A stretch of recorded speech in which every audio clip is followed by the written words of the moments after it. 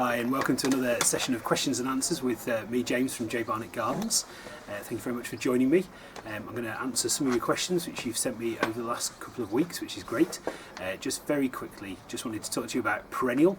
It used to be called the Royal Gardeners Benevolent Fund, and they support people that work in the horticultural industry when times get tough and they need some support either for themselves or their families. And I'm going to be doing some fundraising and some other events over the coming years with them, and I think they're a really great charity. So if you wanted to find out any more about them, you can go to their website, which is perennial.org.uk, and they have loads of information there, and it's a great thing to support if you're interested in gardening, but if you're interested in cricket, golf, football, rugby, any of those sports, it's greenkeepers and the staff that keep the fields looking great and the pitches looking great that means that those sports can go ahead. So if you love any of those, it's really great to chip in a bit of money to help people that work in those industries. So after that bit of blurb about them, we'll get straight on to the questions. Okay, thank you. So question one comes from Sylvia Howard. She sent me this message through Facebook. So she said, can you advise when is the best time to take cuttings from a passion flower and recommend how to get them to root? I tried in spring using some of the bits I cut off when trimming back the vine.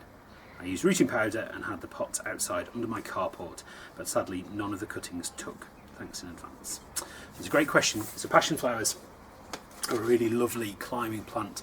They grow surprisingly well outside or brilliantly in a greenhouse, and they produce the most spectacular circular flowers that you'd have to Google to appreciate how beautiful they are, or see one in person. They are truly stunning, and they grow really quite tall in a season and then sort of die off over the winter when it gets cold, and then come back in spring, and they are really nice to grow. So in terms of taking a cutting, it's best done in early spring, so you did the right timing. And you need to cut about a sort of, this isn't a passion flower, this is a camellia, so just to show you, I haven't got a passion flower growing in my garden.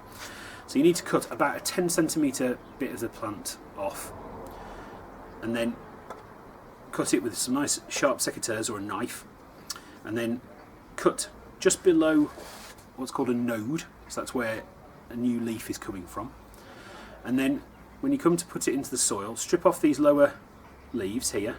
So you can just either snip them off, or they should come off, and you can take off, leave just maybe one or two at the top, like that. And then you need to stick that into some nice compost. So you can buy like a cutting compost, but it's possibly a bit pointless in a way, really.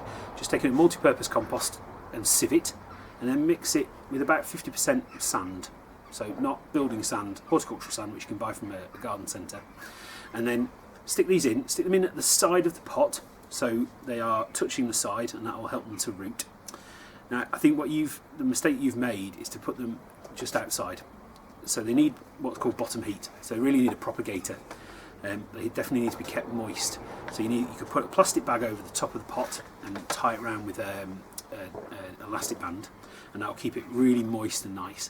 And then if you can bring it inside, if you haven't got a propagator, you can buy a tiny little windowsill propagator for almost pennies really, and you can buy a heating mat inside it if you really do want to grow them. They are best, and that needs to be set about 20 degrees Celsius, and that should then root fairly quickly, fairly easily. But I think that's the thing that you've just missed out. I think it's that bottom heat and keeping them moist. There are some plants that you can take cuttings and just kind of leave them somewhere, but with something like that, when they're in growth, they really do need that bottom heat. So I hope that helps. I think you had done the right thing, just as I said, I think it's just right time, right technique, but just try it with a bit of underneath heat. Okay, I hope that helps. Thank you. Okay, so question 2 comes from Logan, and she sent me this via Facebook, and I think she lives in Ainsdale, so I'm going to work on the assumption that it is Ainsdale. Question for the question and answer.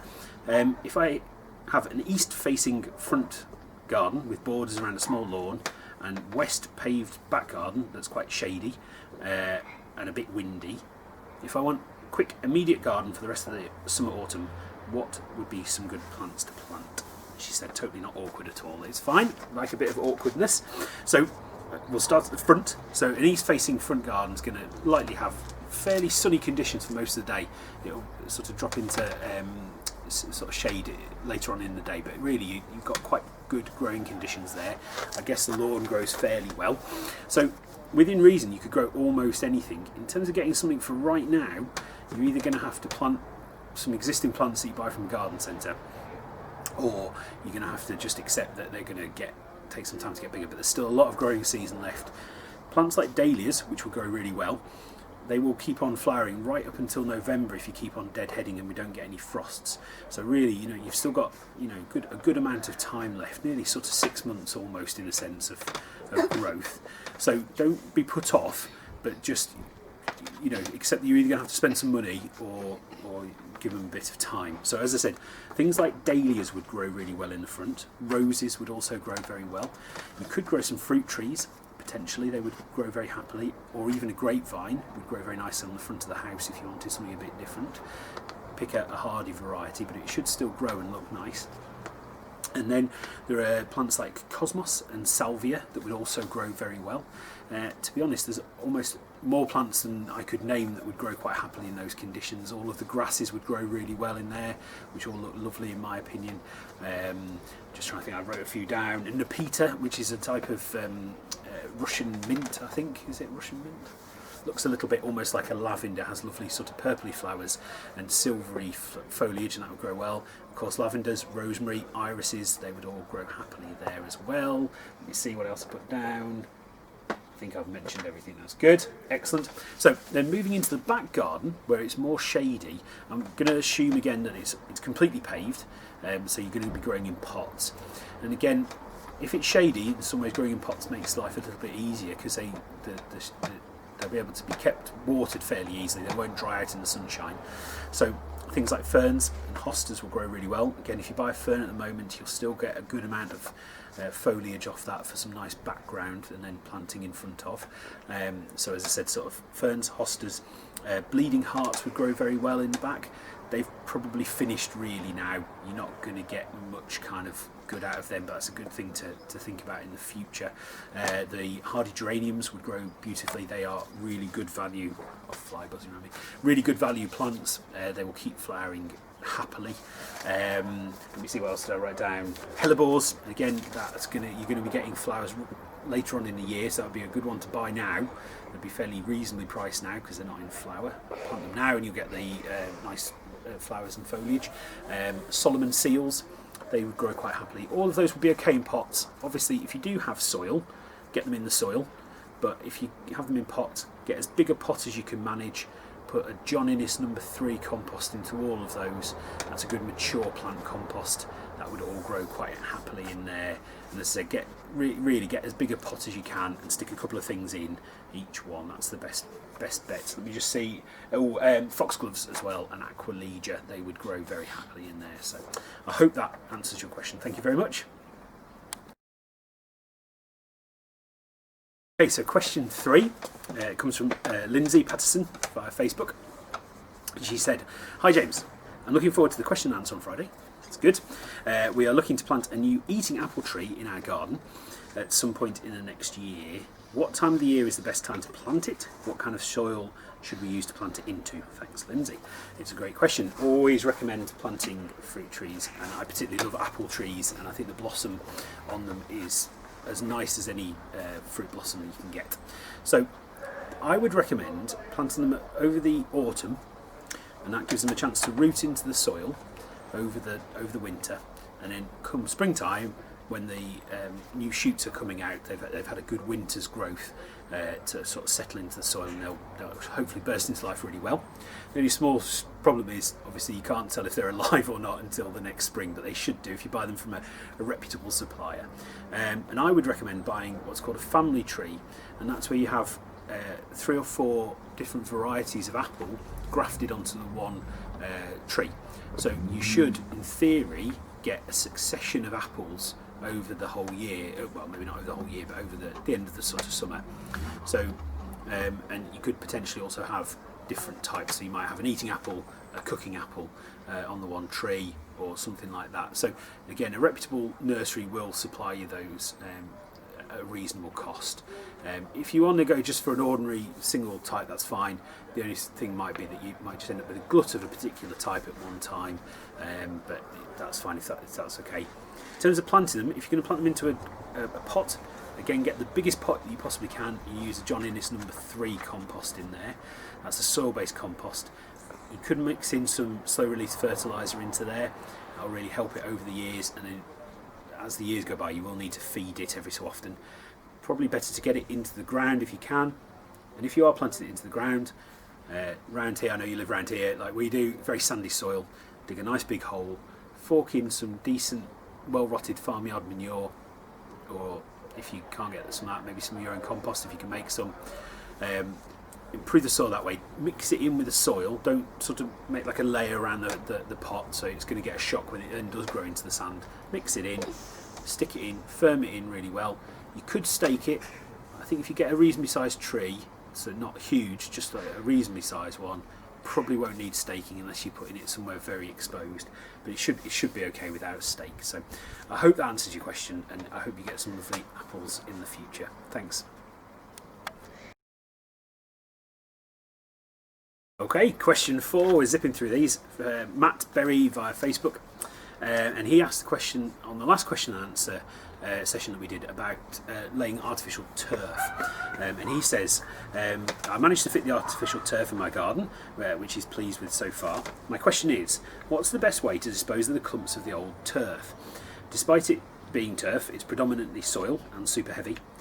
I'm guessing I won't get away with chucking it into the green bin, as the council categorically say they won't take soil, even though it technically isn't. And this is a ongoing problem of how to get rid of waste, and it is really tricky. You've got a couple of options. The council don't like you putting soil and turf into the green bin because it makes it too heavy for the collection.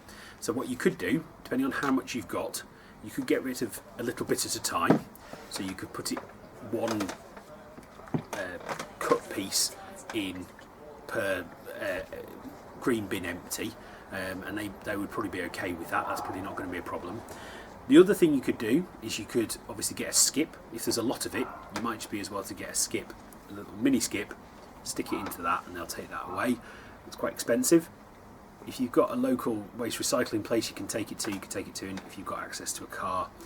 The other thing you can do is to form what's called a turf stack, and again it depends how much you've got, but the sort of advised amount is to make a square about 1 metre cubed, stack it turf side down so they kind of layer up a bit like a sort of turf lasagna, and then in theory that should rot down and it'll turn into soil after about a year. My experience has been that it isn't quite as simple as that, and it doesn't really work, and what you end up with is a sort of turf pile that doesn't really do anything. So you could try that and let me know how you get on. Again, it depends a bit how much you've got. If you've got a bit, I'd be tempted to just slowly get rid of it into your green bin over a couple of months.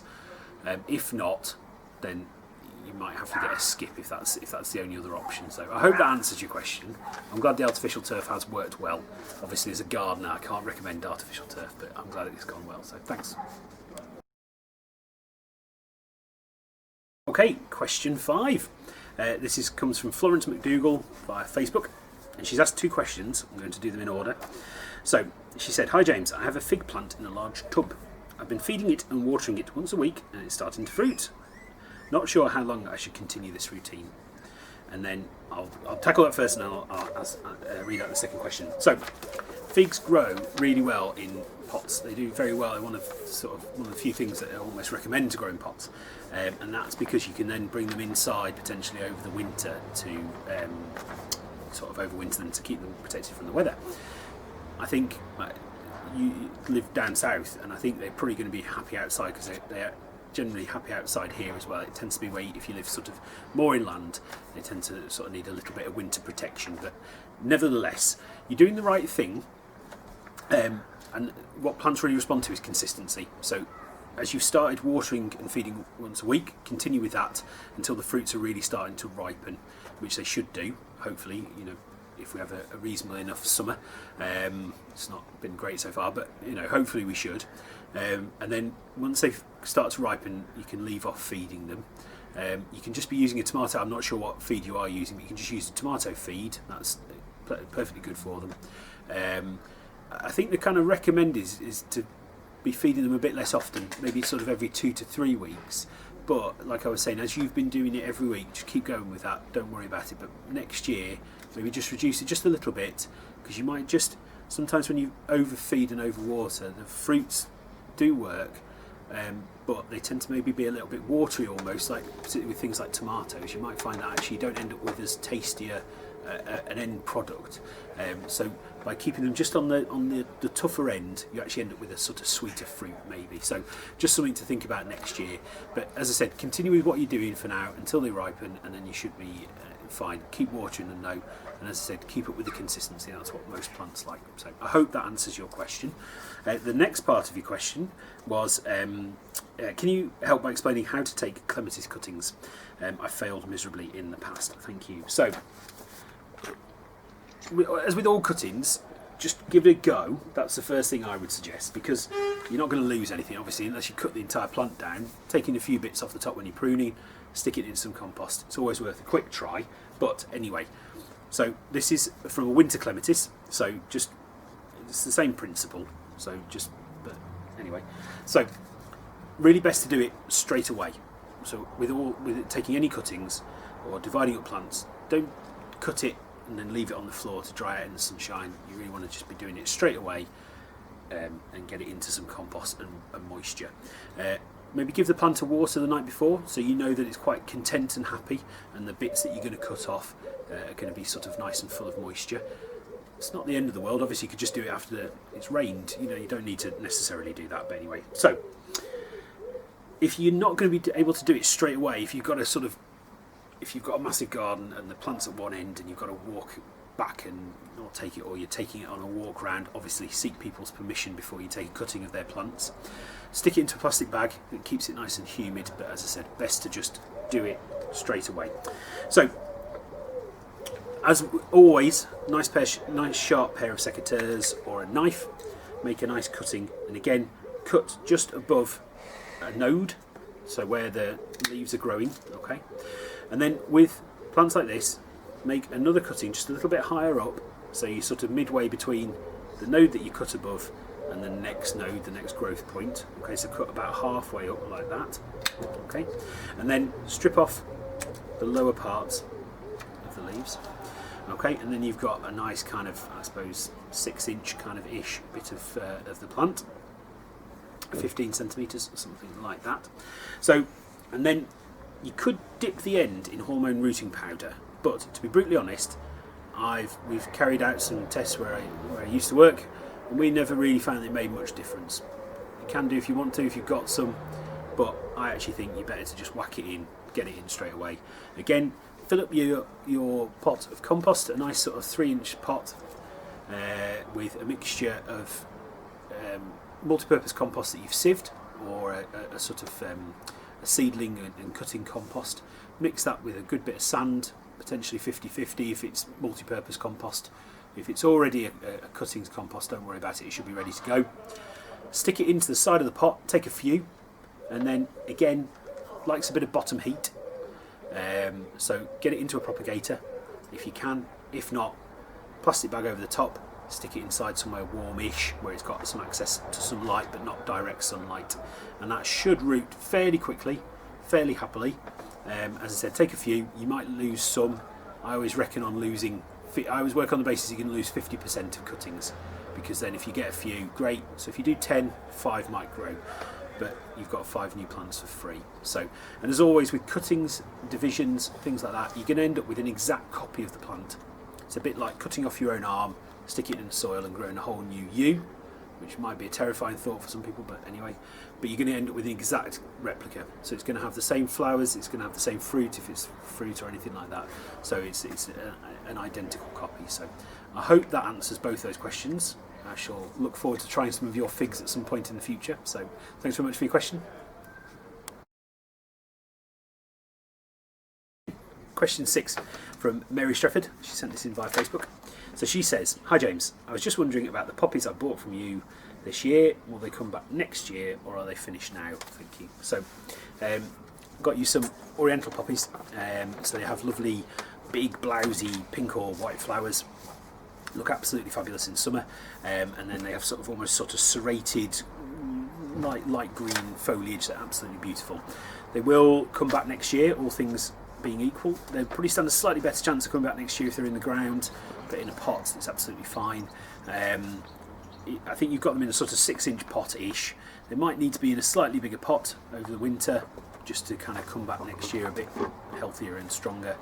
Keep them somewhere where they can get a bit of rainwater on them over the winter. Let the leaves fully die down before you cut them back, and they should come back no problems at all. Okay, hope that answers your question.